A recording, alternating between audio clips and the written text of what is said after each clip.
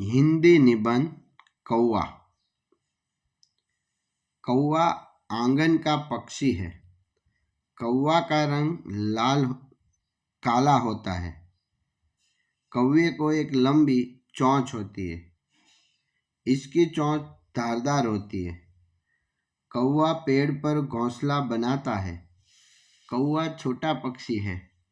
कौवा सड़ी गली चीजें खाता है। कौवा कीड़े मकोड़े खाता है। कौवा फल भी खाता है।